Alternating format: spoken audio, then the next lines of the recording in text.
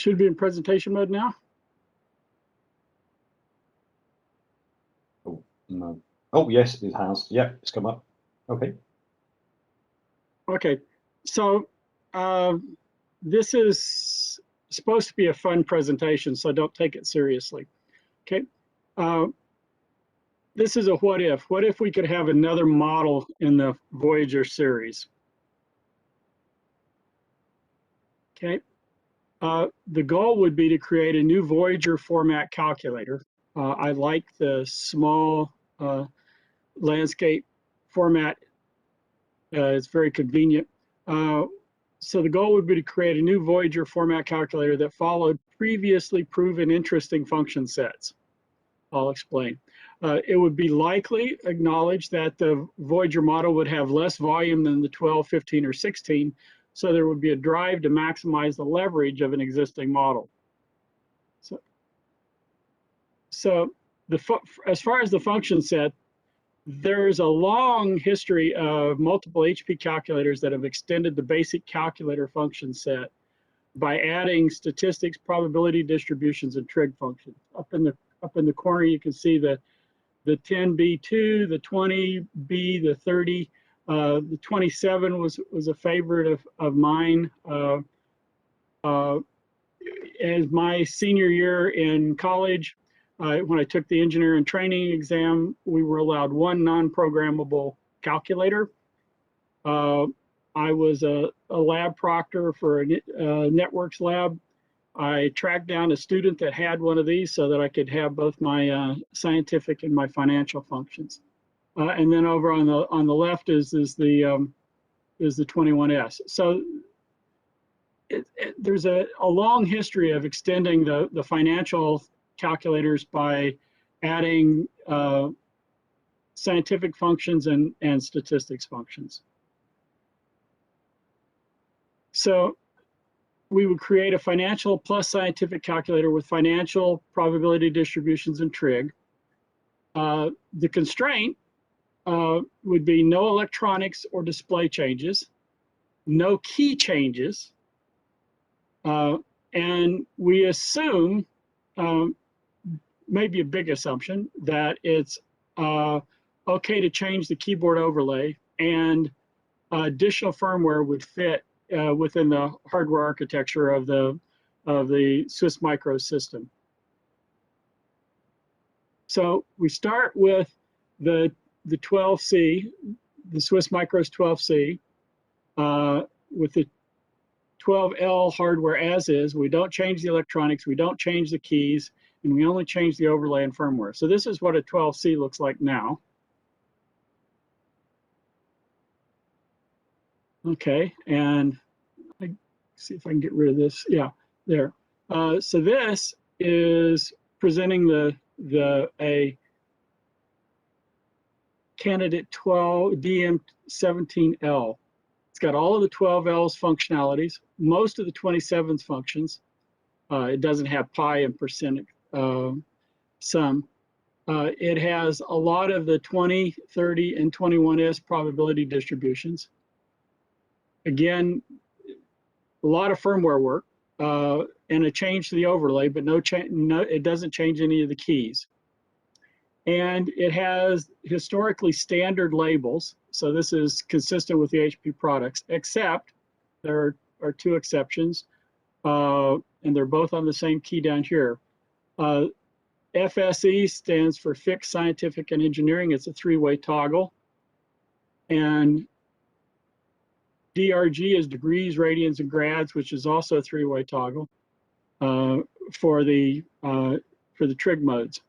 But you can see the additional functions are in yellow above the numeric keypad and above the add, subtract, multiply, and divide.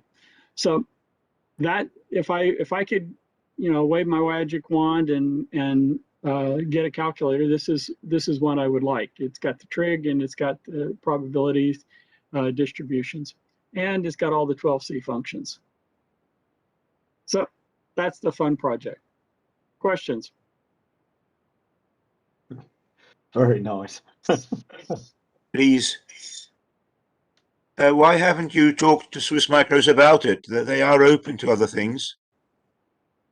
I Why don't don't you have talk those to them? connections. I'm new to this forum, and I'm just floundering around, listening and trying not to overstay my welcome. So Your welcome is is permanent. So this is out there now, and I don't want anything for this other than I'll buy this if it's ever available. I'm curious, Chuck, why did you pick base 10 log and 10 to the X versus natural log? It's already there. Natural log's already in the calculator. It's already over here. Oh, you're right. Okay. Yep. You got it. Yep. So these were missing. So those got added. And then, permutation combinations, and then normal, T, F, and chi-squared are the distributions that are on the other HP calculators. And then the standard trig, sine, cosine, tan with inverse and rectangular polar. Very cool. I want one too. If you put the 10x and the log as shifted, you'd have a spare key, since they are opposite You functions. can't shift them. The G's are already defined over the.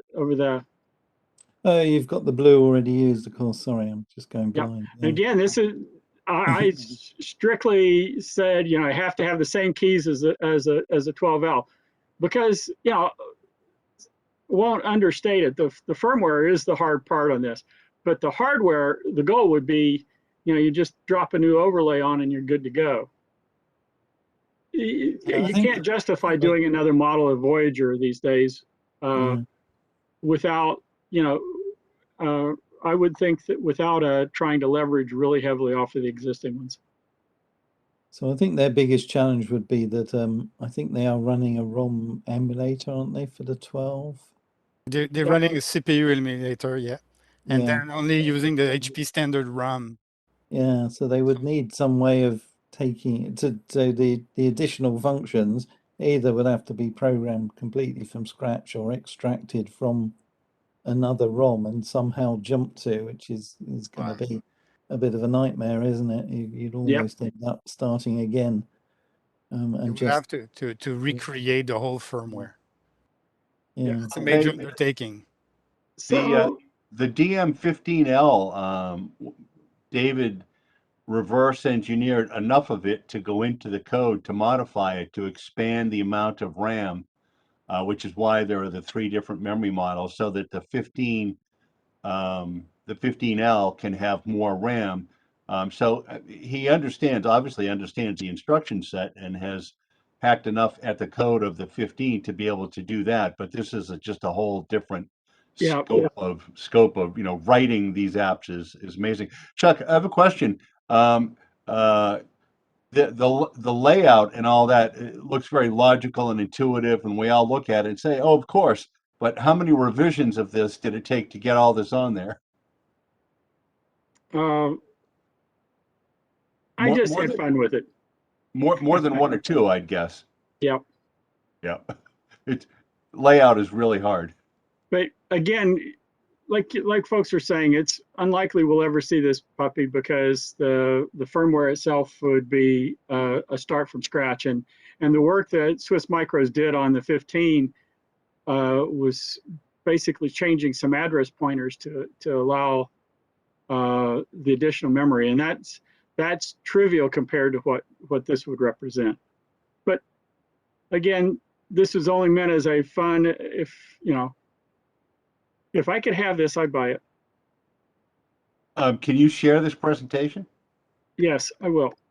Excellent. Now, let's see. I'm trying to figure out how to get to the next page.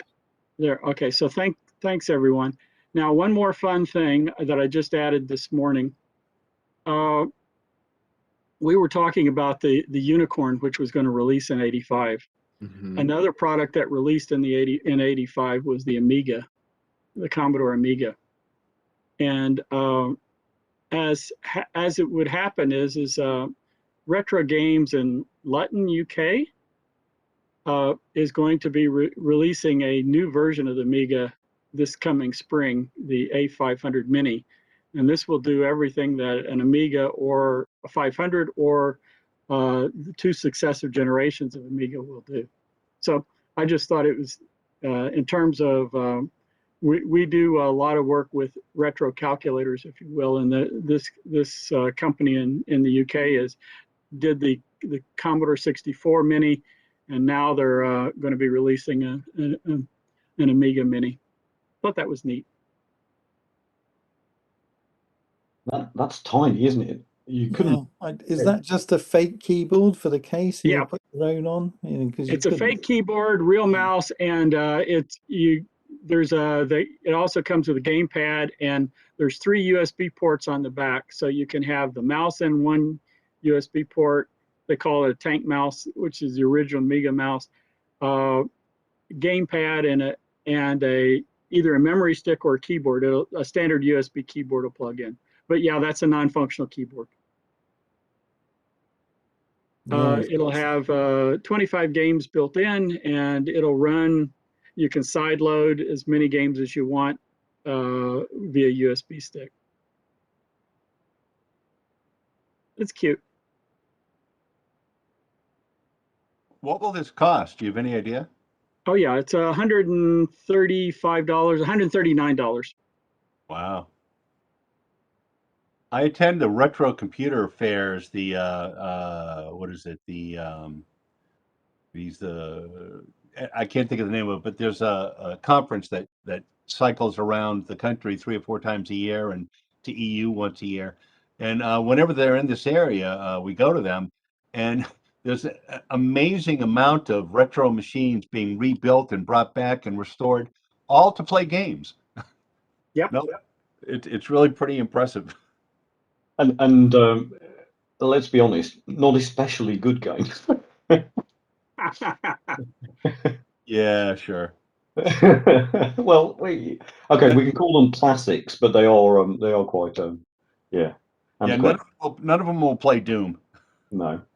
We have a question which Chuck, I think, is probably ideally suited to answer around the silicon on sapphire process in the original Voyager series, how difficult it was. That's from the YouTube chat. Was it silicon on sapphire?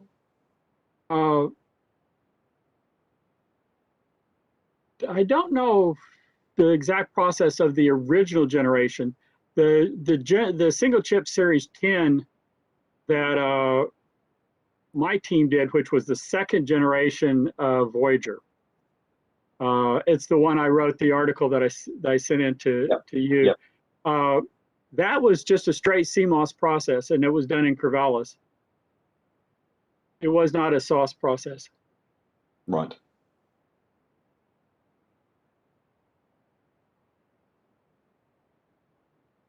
Okay.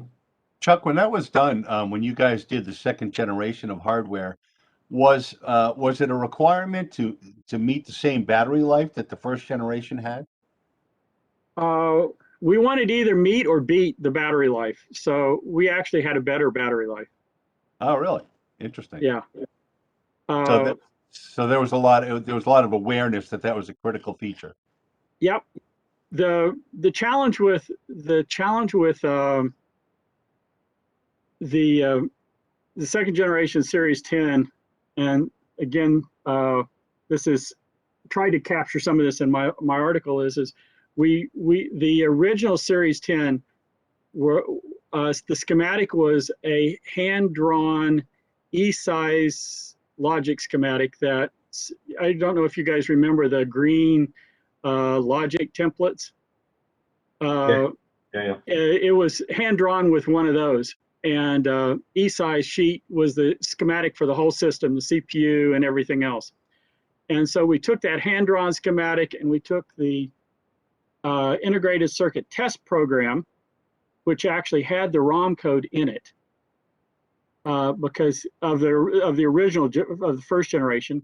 We took the first generation test program, that and the hand-drawn schematic and the user's manuals, and those were the input to the second generation design.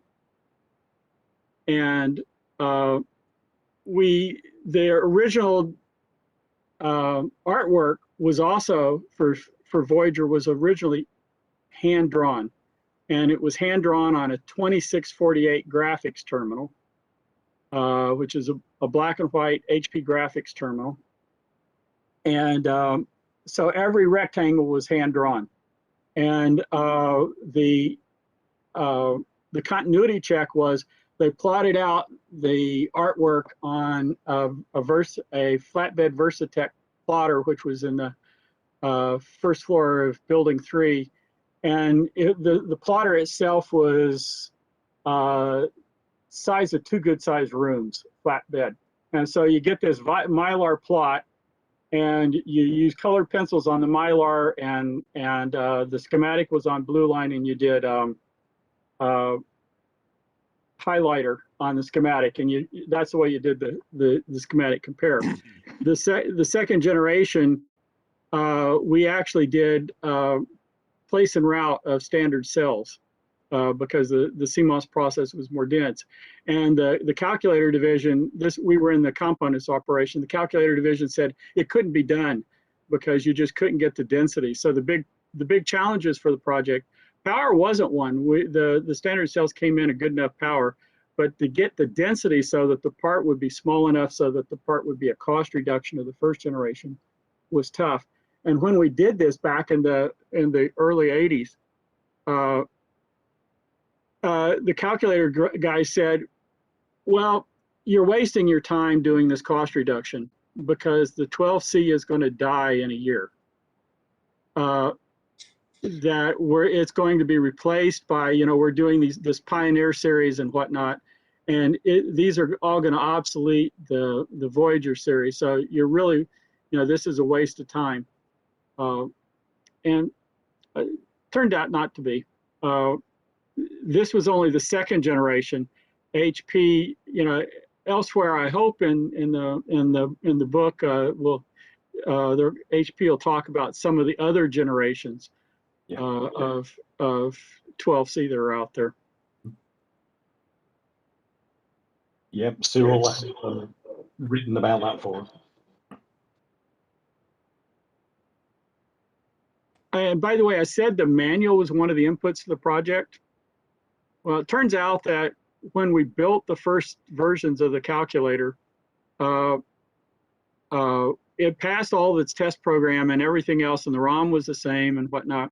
HP, and this is the true tradition of rock solid quality, hired a bunch of people to run all of the key sequences of all of the Voyager manuals through the calculators built with the new chips.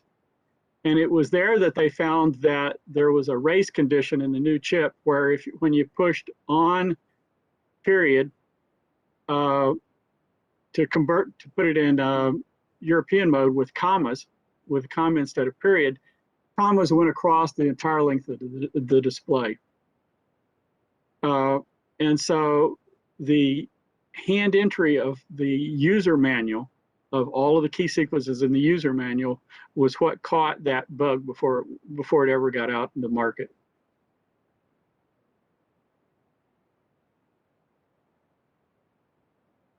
Very good. Okay. Brilliant. Thank you very much, Chuck. And thank you, Sylvain, as well. But 3 interesting talks. I haven't found any other questions on YouTube or on our chat, unless I've missed anybody. Shout up if you've got any more. Well, can I ask one then? Yeah, go on. I know remarkably little about the second generation. Where can we find out more about it? I know that the hardware was upgraded from time to time, but you guys seem to know all about it, and I hardly know anything about it. When exactly was it? Was it 2 years afterwards, or was it done because the 15C and the 16C were being brought in, and at the same time you did new hardware? How did this come about? So there was a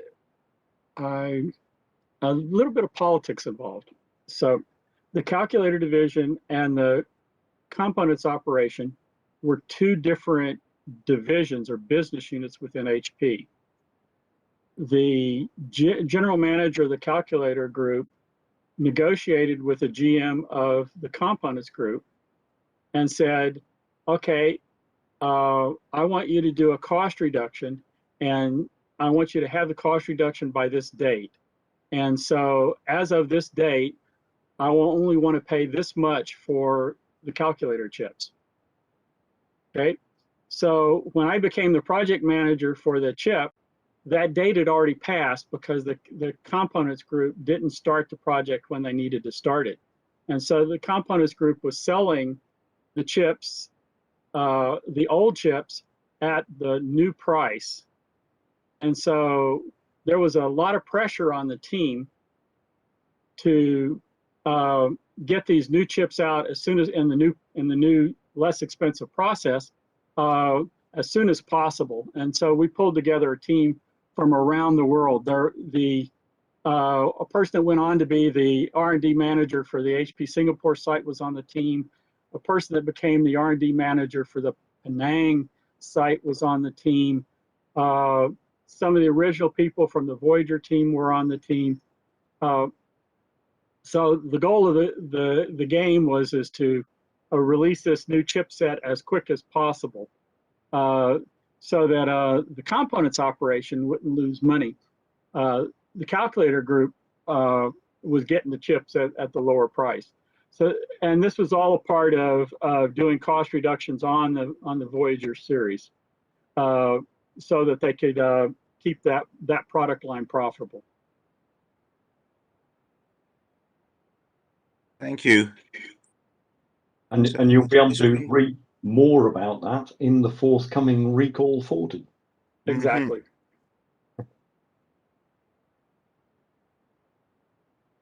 Thank you.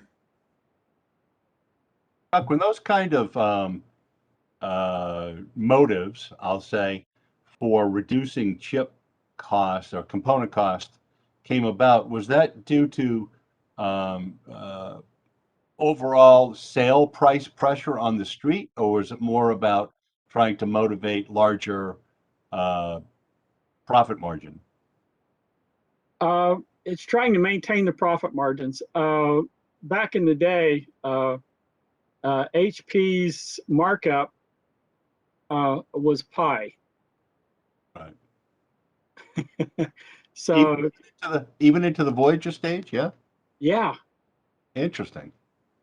So the Voyager products, I mean, HP, when you're selling instruments at $10,000 or $20,000, it's a little easier to do that. But for the calculators, the prices were low, so it said you had to reduce the cost, and that's eventually what drove the manufacture of those calculators from Corvallis to Singapore to Penang to wherever. The second generation calculator and the first and second generation Voyagers were made in Corvallis. 3-shift operation. Corvallis had its own wave solder, and it was fun when we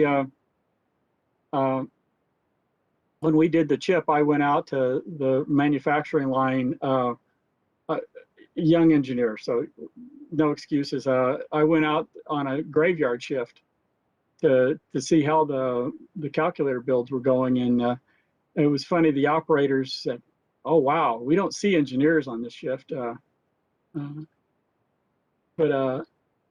it was fun talking with the folks that built that. Chuck, do you remember the time frame when the chips with the improved process were available? Just looking at the introduction dates of the various models, and just to answer Vladik's question about correlation with new models and that sort of thing. Do you remember when that was by any chance? Not offhand. I've got Mark asked me the same question, and I'm pulling up the chip picture for the single chip series 10 to look at the date on it to verify it.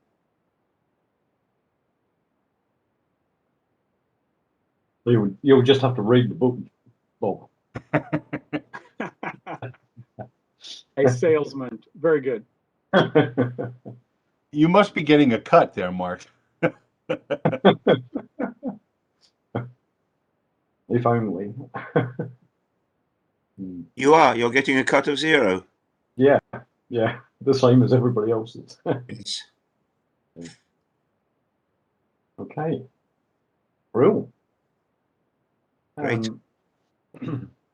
I think we're sort of done there then, aren't we? Thank you once again to Chuck and to Sylvan for their presentations. They were great. I did like the thought exercise. I'm tempted now to go and dig out some other calculators and come up with overlays that might be able to turn them into something a bit different. That's a fun exercise.